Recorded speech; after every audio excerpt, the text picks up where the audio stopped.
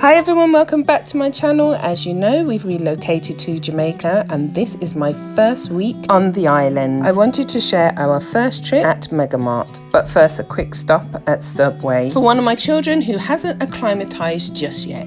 This isn't where my mom usually shops. She prefers a place called Companion, which is much more affordable, but I persuaded her to take me here so I could see what it's like, what's available and how prices compare. It actually reminds me of Costco, and you can get almost everything under one roof, but it is expensive, and if you're watching your finances, definitely not somewhere you would shop regularly. Sometimes you'll see something that looks lovely from a distance, but when you pick it up, it's not quite what you expect. They have oven dishes, mugs, plates and other bits and pieces. Water flasks I thought were incredibly expensive for what they are. I have a shipment of items coming, so I wasn't tempted to buy anything. I love this Febreze and I thought it was a good price. While you can get everything you need in Jamaica, it's important to think about value and longevity before buying. Cleaning products like detergents, bleach I thought were reasonably priced and similar to other stores. I've started using Milton instead of bleach because it's not as harsh and I'm well stocked up on my detergents. They have Ariel and other known brands and quite a large selection and large bottles of Fabulosa.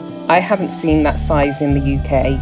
And these bottles are noticeably more than at Companion. But for UK price, it's cheap. If you've seen in one of my videos, I pat a lot of toiletries, so I'm good. I've stocked up for at least 2 years. I think I would have found it difficult to spend money on items here, knowing I can get them much cheaper and often it's better quality in the UK. The bathroom section had a few shelves and racks, but not a big selection, and it's one of those areas where I think you'd be better off bringing what you need instead of imported ones. I had a quick look at the cakes, but I didn't see anything vegan. The kitchen rolls were on the same side and they were reasonably priced, which was nice to see. $224.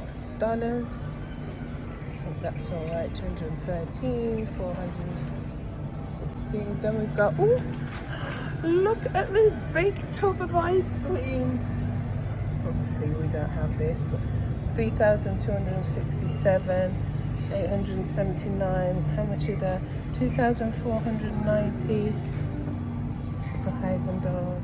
There's also a good selection of frozen fruit, and the packets are much bigger than in the UK. But the beauty of growing your own is that it's already available. I didn't see much in the way of vegan or plant-based frozen food, but tofu is easy to find here and make from scratch. From the shop she goes to, it's 400 and something.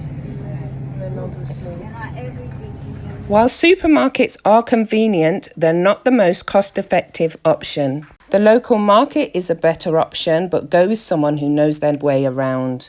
I did find a couple of burgers, but they were not very tasty, so it's better to just make your own. The fruit and veg section, it does look good. It's colourful and well stocked, but the price of these tomatoes were a shocker. We've got apples, 1,950.